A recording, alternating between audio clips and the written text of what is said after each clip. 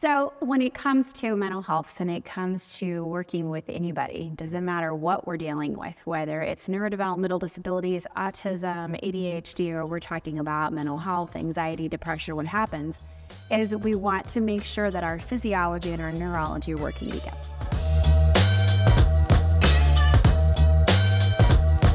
Hello, everybody, and welcome to another episode of Finding Peaks. Your host, Chris Burns, president and founder. So grateful to be here today. So grateful to be back on the show, but even more excited about my guest today, Dr. Jennifer Holcomb. Welcome to the show. Thank you. Absolutely. Dr. Jennifer Holcomb works here in Colorado Springs a couple days a week, as well as up in Castle Rock. She is a PhD psychophysiologist, licensed marriage and family therapist, as well as EMDR certified, board certified behavior analyst as well. Did I miss anything?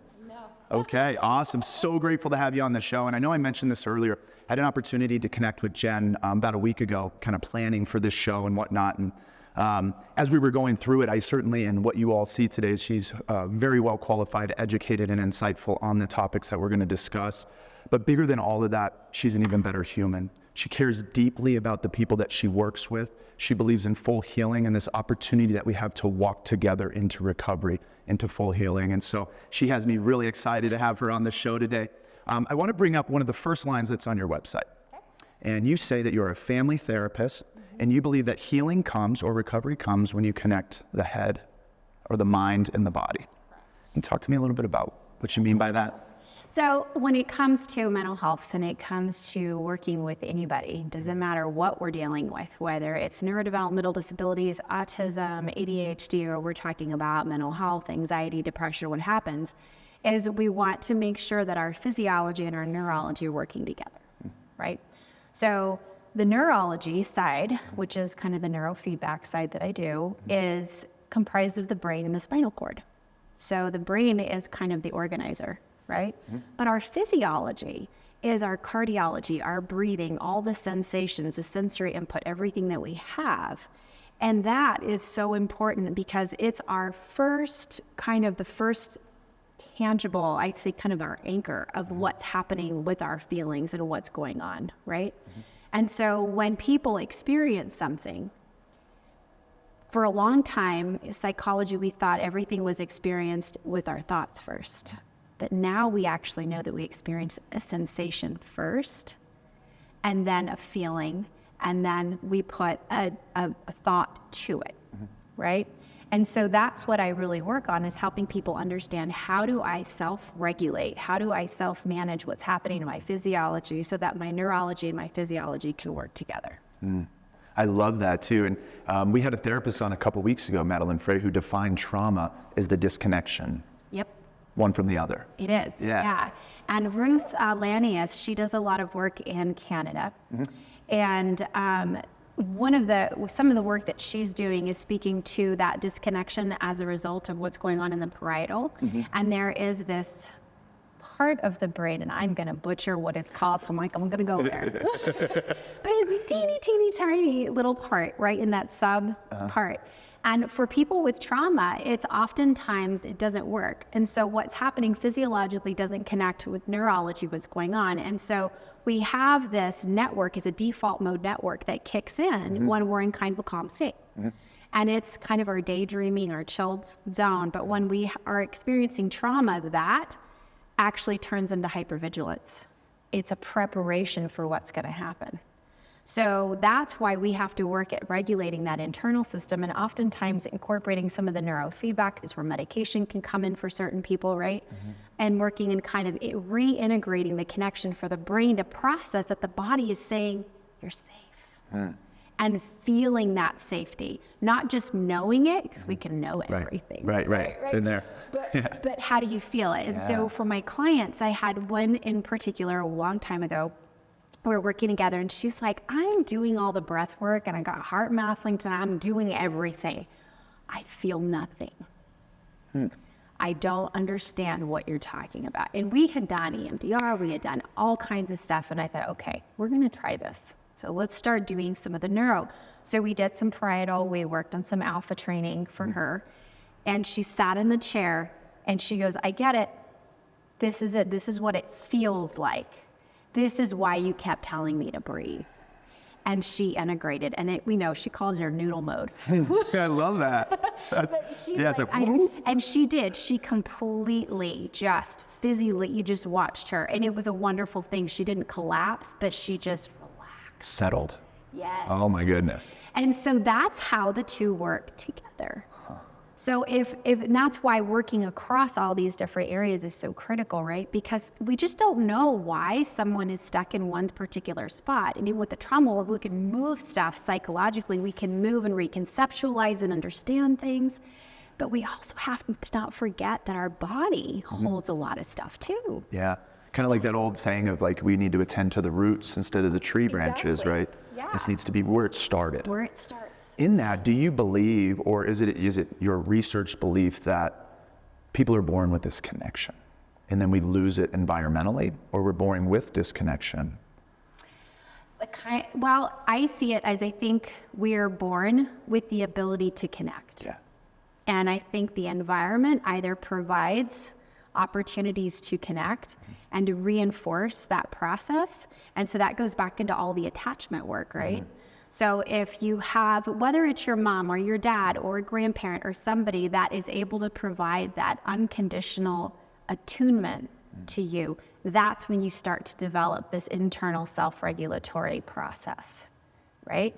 Other things, you could have the most attentive, wonderful parents, but if you have ever had a colicky baby, my oldest was colicky. Sorry. Yeah. Yeah. He was colicky. It was our youngest. It our was oldest. hard. Yeah.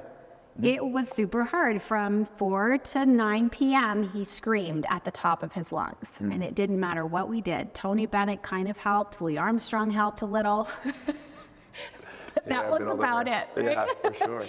And so what happens, though, from a neurological central nervous system is those processes don't kind of form. And so you have to work on those things very deliberately to help shore up what was missed during that time. Does that make sense? Yeah, no, it makes total sense. Yeah, because that's how babies learn to self-regulate, is they look at their parent and they kind of go, okay, this is what this means. And then they learn to soothe and the rocking and all of those things.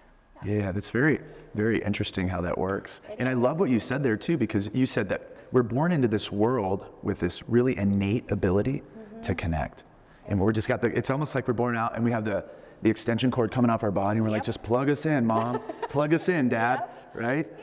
It's really, really cool opportunity, because I think, or at least in my experience, the multitude of my professional career, probably a decade of it, has been spent more on the substance use side. Right. We deal a lot with shame on that side, certainly on the mental health side as well, but substance use, we've been told you're bad, that's bad, Right. and move forward. And so the disconnection there, we have folks that come in, and I was one of them who came into treatment, and I remember they said group therapy. Yeah. I said group therapy? My name's Chris Burns, I hate people. And they're like, you hate people? And I was like, yeah, I've just actually never been really treated well by those things. Yeah. And so, yeah, I'm gonna have my head down, I'm not checking in group.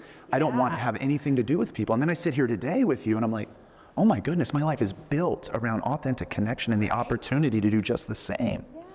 So I love that you have the opportunity in your work too to kind of combat and counterbalance that shame.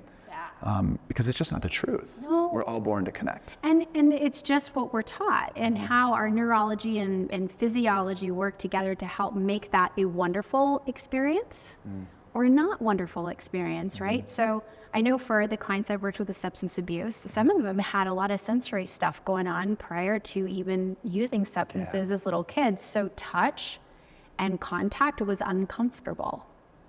Yeah. And that is what you do when the baby cries, you pick up the baby, right? And snuggle. But if that's uncomfortable for you, the way that your brain is processing that, then you're not going to like it, and it's going to become aversive, and that can create the disconnect. Yeah. But that's no one's fault. Yeah.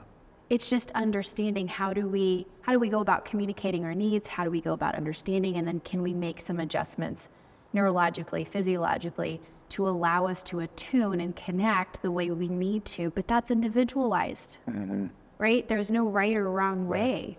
It's just what you need, and having a partner and people around you that get it and that understand and can support and validate. Yeah, you make me think of that, and I brought it up on the show before, but there's a book called What Happened to You. And in that book, I'll just briefly say, Oprah brings on the show essentially like the great parents. Right. And this 12 or 13-year-old had voted her mom on there, and she's on the show. She said, why'd you vote your mom on the show? She's the greatest mom ever. She's like, tell us your greatest memory. Right. And in the book, she says, oh, it's Cheerios. And everybody's like, what? This is the Oprah show, you know? Right. Bring you all the way from New Jersey to tell you about Cheerios. Right. She says, it's simple. And I'll butcher it a little bit, but she's 4 to 6 years old. She hears a creak, someone opened a door, she goes downstairs, mom's in the kitchen eating Cheerios. It's 1 a.m. Right. She's like, Mom, what are you doing? She said, oh, honey, you don't know, but occasionally, I get a little anxious or I can't sleep. I'll come down, maybe it's once a month, and I'll just have a bowl of Cheerios, and I'll go back to sleep. It's just something I do. She said, Mom, Cheerios are my favorite. You have to wake me up if you're ever gonna have Cheerios. Oh, cool. And so she goes and she says, sitting there with my mom, 5 to 10 times in my entire development, Right. meaningful moments that matter the most. Exactly. Right? Yeah. Yeah. And it's feeling seen, feeling heard, and being present with each other. And that's the attachment, that's the attunement piece. Steve Porges does a lot of work with the polyvagal theory and the importance of social connections and communication as acting as a buffer that keeps us from going into kind of a hyper or hypo aroused state where we either are really, really anxious and distressed, or we're really, really kind of depressed and sad, because either way, physiologically, we're being impacted, right? Because your body can only sustain for so long, and we get depleted of all the really good neurotransmitters and things. But that social connection and the attachment is a buffer for either one. So when you learn to embrace people, you're pulling in so much more than just a wonderful hug that just feels good. You're actually healing your body, Yeah. right? That's a really cool way to conceptualize it. Yeah. And it's like this wholeness and fullness of life that, people that struggle with mental health or substances might be available to them as well. Yeah. It's really, really cool.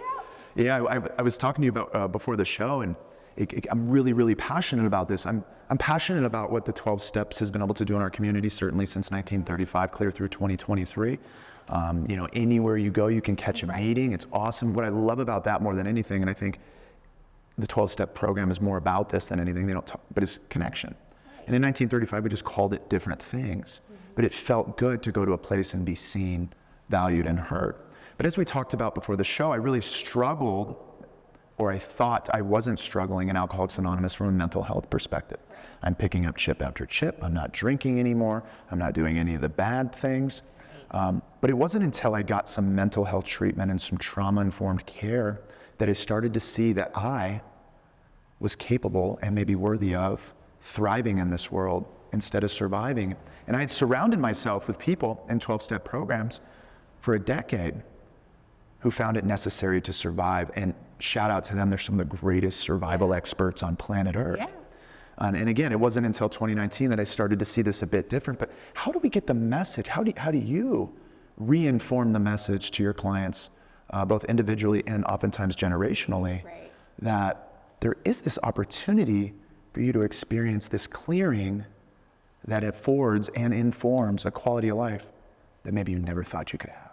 Right. And I think that's a big piece. And that's a question that I continuously work through with everybody, because you don't know what you don't know exists, right?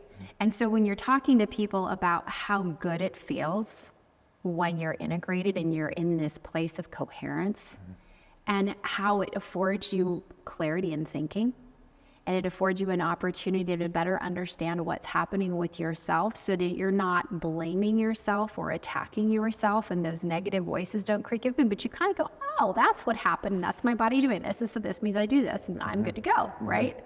How refreshing that is. They kind of look at you like, what? And you almost have to say, okay, trust me. Yeah, we're gonna walk, okay. Trust me, Yeah. we're gonna do this thing. And that's where I use a lot of the peripheral biofeedback. So actually teaching people to use the breath and understanding the relationship between the breath and the heart. And the heart is really at the center. The heart actually speaks more to the brain than the brain does to the heart. That's really interesting. Yeah. So when the heart is beating in this beautiful, nice, rhythmic pattern, right? The right amygdala imitates exactly what the heart's doing within milliseconds. So it's this beautiful, nice rhythm, and your brain says, hey, life is so, we're good. Oh, that's cool. When we're stressed, and it's just going really fast. We're not okay. We're not okay. The brain instantly says something's wrong, hypervigilant kicks in. So if you can learn to discriminate, because back in the day, right, the amygdala served its function, right? It kept us alive. The saber tooth didn't eat us. Exactly. Right? Yep. It didn't evolve. Yeah, it worked well. Right, it did. For sure. And it still does. But we no longer have that saber tooth talking to us or, attacking us, right? So sometimes the threats are not obvious. They're emotional, they're verbal, they're behavioral, they're verbal, nonverbal behaviors can be kind of threatening, right? Words, and it senses off, right? And so once you're aware of like, ooh, that word's safe, does that thing to my heart? Can you not tell me that I'm going to feel safe? Or because I don't feel that, it actually makes me more anxious. But that comes from understanding the physiological impact and then saying, absolutely, we can make that adjustment. And now I can return my breathing back into a different space. And then we can investigate and talk about why that's happening without the intensity being there. Yeah, that makes so much sense and speaks really to my recovery as well. Because for years in my recovery, I never understood why the sound of a diesel engine just made me mad. The smell of diesel gasoline just made me mad. Construction. I would see construction and I would just, right. Well, I had a disconnected relationship with my father who drove a diesel truck who was in construction and is, pulling into the driveway, I would hear it, I'd be like, oh, and I never knew. I was just like, I just don't like I don't like those people. Right. And it just was so far from the truth. And I had the opportunity in the pandemic to do this really cool thing. There was this construction project that was going by my house. And I had just started SE therapy, somatic work. So I just keep working it through. I go by the construction project and they're on the outside of the project because they have to because of the COVID regulations. Yeah. And I'm thinking when I'm running, like, screw these people. Here we go. I'm mad, And then 3 months later, I'm walking by, I'm running. They're out early too. Right. Just like me, doing the hard thing. Right. I'm not so bad. And then 90 more days of some SE work, I'm running by, I'm like, happy Tuesday. Everybody's got their arm out. They're like, Chris, great to see you. And I'm like, that's the healing. Yeah. But I would have lived my whole life just thinking, hey, I'm just not a fan of that. I don't like that, I don't like people, but there's this opportunity to heal the nervous system so it doesn't trigger in the same way and I can be present wherever you're at. Exactly. Yeah. And these are just people showing up to their job, working hard, just like I do. But it's these associations from a sensory base that started and triggered that whole piece, right? And when we feel vulnerable, anger is a lovely defense mechanism, is it not? Right? Yeah. I mean, it happens to me all the time, right? If I feel threatened and I'm not really present as to what's happening, I might get angry or defensive because I need to keep myself safe. So it serves a function. It's just being able to kind of say, well, wait a second. Am I really under attack? Am I really under threat? Or is this something that I maybe need to work on? Yeah, my wife and I have that now. We have these little code words and stuff because I'm like, obviously you're triggered. Obviously I'm triggered. Right? We can't be like, are you triggered right now? So we have this awareness and we do the therapy together, which is really, really nice to do that. But to your point, it's like, I will take sadness all day long when I get to experience happiness. And I get a little bit of sadness, but I get to be there for that. Right. And I get to walk through that. And sadness isn't such a bad emotion sometimes. Right. It's actually appropriate. It is. And it actually helps us create the need for connection. So it takes us all the way back. Even like stress. Everybody talks about no stress. Stress is bad. We need to combat stress. It's like, well, you need a little. Because stress actually produces oxytocin, which moves us towards connection and moves us towards people. And then it creates that sense of feeling heard, validated, and attuned, and it helps our whole nervous system begin to calm. But if people are a threat, then you don't go towards that, and you internalize and isolate, right? Yeah. That's cool. Yeah, I was actually just thinking on my way over here, I was waiting because I just got an Aura ring. And I have to wear it for 5 days before it starts dialing my stress.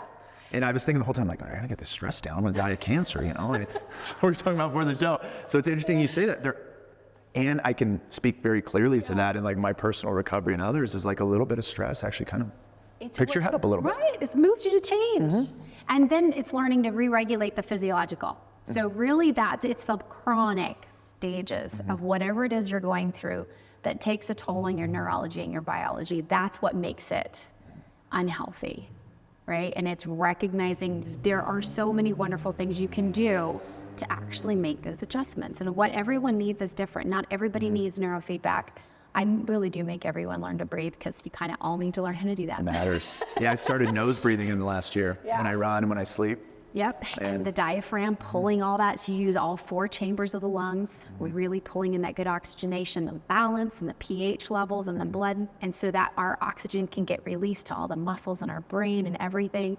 I walked around, hyperventilating my whole life and not realizing that's what I did. I was a big chest breather, Yeah. And so all my breathing was, or I would hold my breath.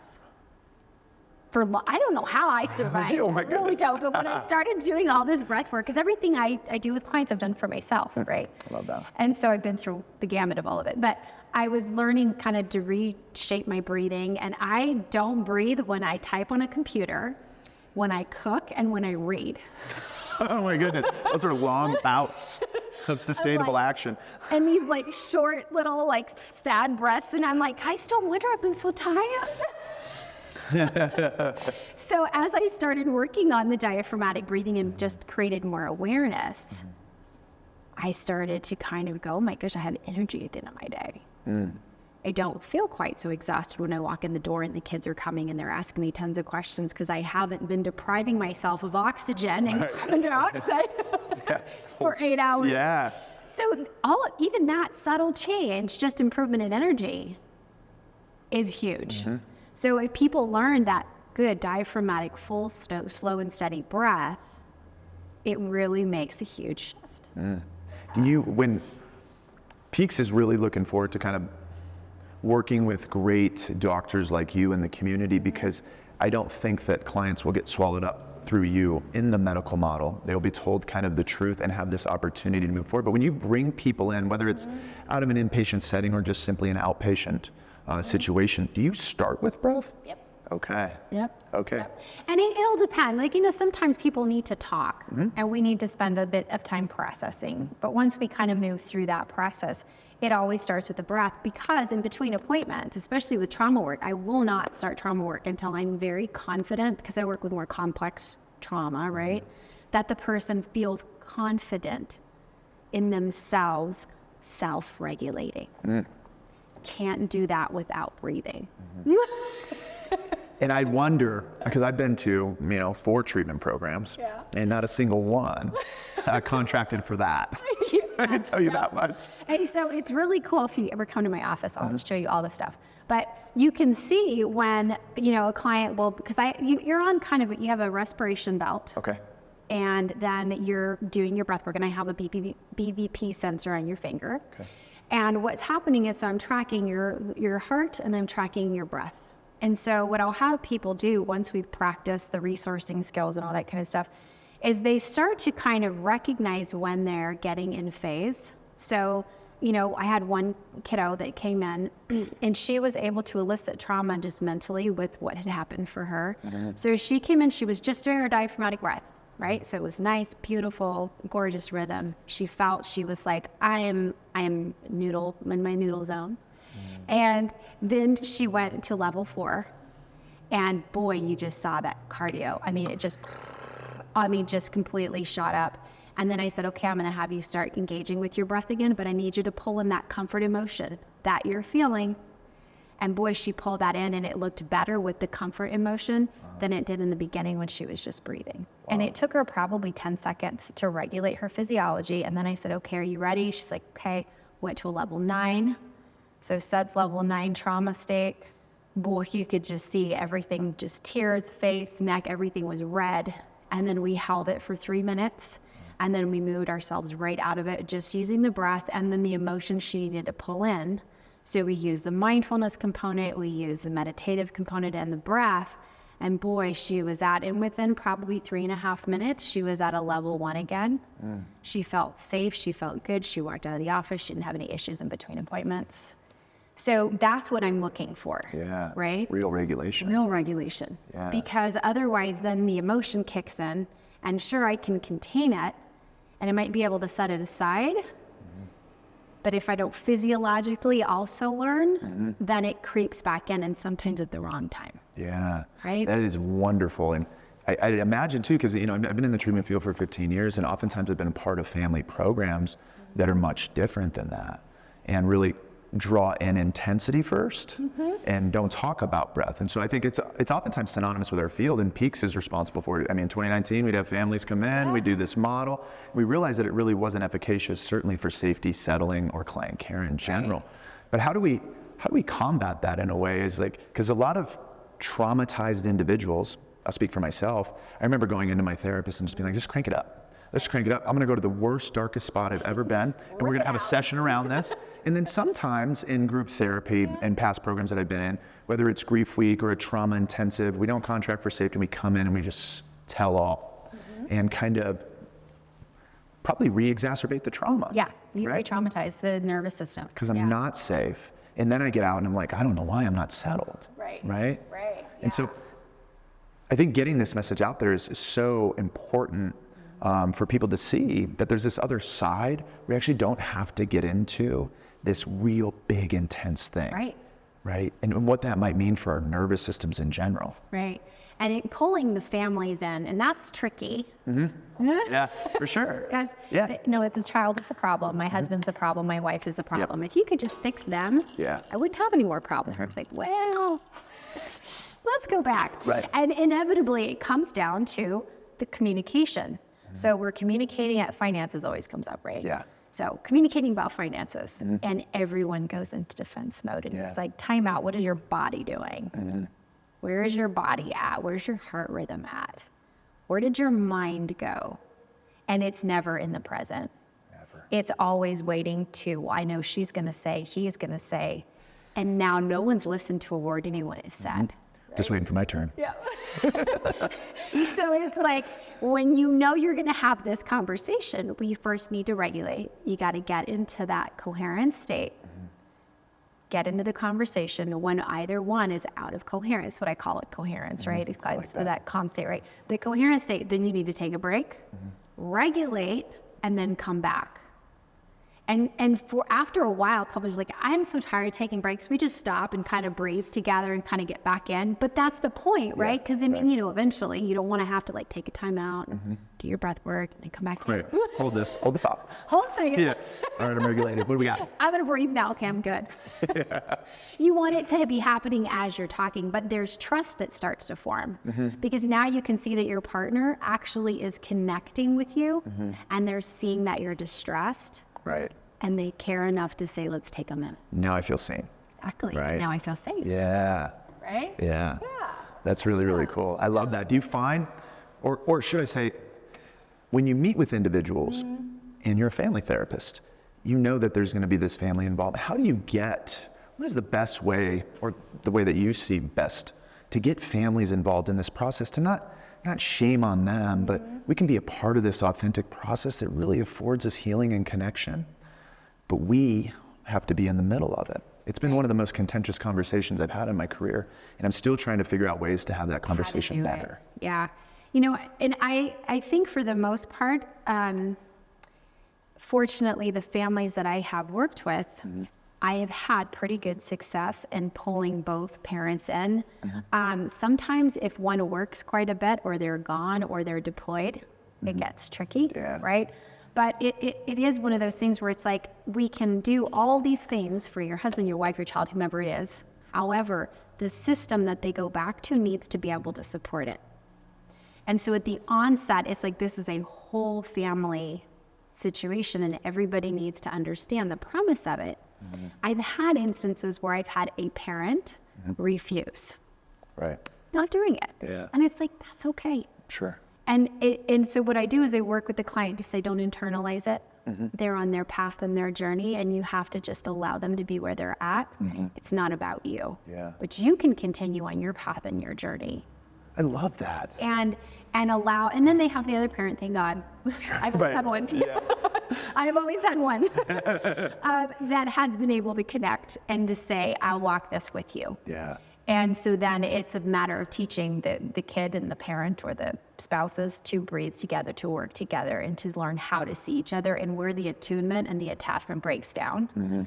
But a lot of times it starts with the individual first, because I have to be able to accept you. Right. And then Build I that trust. why work individually with the other person, because sometimes you come in and you don't even realize you have a problem because you weren't using substances. Sure. Right. we're fine. Yeah, you weren't doing the bad thing. So everything was fine. Resume looked good. Right? You know that is right. Yeah. Oh, wait a second. Yeah, for sure. Yeah. That was my story in 2016. That's the myth of normal. Yes. Right? It is. This is the myth of normal. It is. And health. What is healthy? Right. Yep. Yeah. And having those conversations and what does good health look like for mental health? What does nutrients look like? What does great connection look like physiologically? Yeah, because the nutrient part is huge. If I do not eat well, I will not feel well. I know. If I do not feel well, I am not going to think, I'm not going to be present, and I'm just going to be icky. And everyone can pretty much relate to that. 100%. Right? You got a cold or the flu, for now you're just not there, right? But food plays such a huge role in nutrients and vitamins and supplements and exercise. All of that is mental health and wellness. And we all should check in with our mental health. Yeah. You know, it's not just if you're having a problem, but let's get it early. Yeah. If I could teach little ones this whole process in schools. Oh. It's like learning languages. They're like, oh, now I speak Spanish. Yeah. You know, it's really cool. Yep. And my kids, they've been doing the Duolingo for the Portuguese because they're in Brazilian Jiu-Jitsu. Yeah. So they want to be able to, you know, talk to professor and things like that. That's cool. Yeah. Yeah. It is. It's a whole other language. Yeah. It really is. And when families make a decision, and I've watched this with individuals and family systems, both and when they're not willing and when they're willing.